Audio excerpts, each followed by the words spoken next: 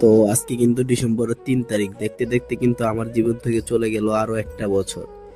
আর কিছু বছর আগে যদি আমি চলে যাই, তো ডিসেম্বর মাসটা এলেই আমরা ব্যাডমিন্টন খেলার জন্য পাগল হয়ে যেতাম রাতের বেলা।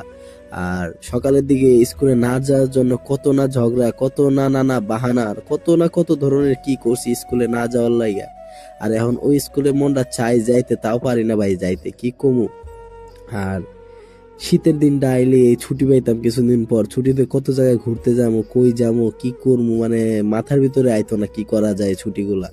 আর এখন ভাই ছুটি তো দূরের কথা, কোনো জায়গায় ঘোরার কথাও মনে আইতে পারে না। মানে বড় দিন দিন বড় হইতাছে, আর মনে হইতেছে নিজে জেলখানার ভিতরে ঢুকাইতাছি, বা যে কোনো একটা কিছুতে, মানে কিছু একটা ভিতরে আমরা জড়াই যাইতাছি, মানে বাইরনের জায়গা পাইতাছি না, মানে একটা স্পেস যে আছে মানুষের লাইফে, এরকম স্পেসই আমরা খুঁজে পাইতাছি না। জানি না কে কোথায় আছেন, কেমন আছেন। তো স্কুল লাইফের বন্ধুগুলারও অনেক মিস করতেছি। আর প্রতিদিন বিকালে টিকিট খেলতে যাইতাম, কত কি করতাম। এখন তো ভাই বছর, মনে হয় না 4 বছরে আমি ক্রিকেট খেলছি একবারও, মনেই নাই। ব্যাডমিন্টনই খেলছিলাম মনে হয় 2-3 বছর আগে, মানে খেলাধুলাটাও শেষ, সব শেষ, বড় হয়েছি তো, মানে শৈশব কালটাই শেষ।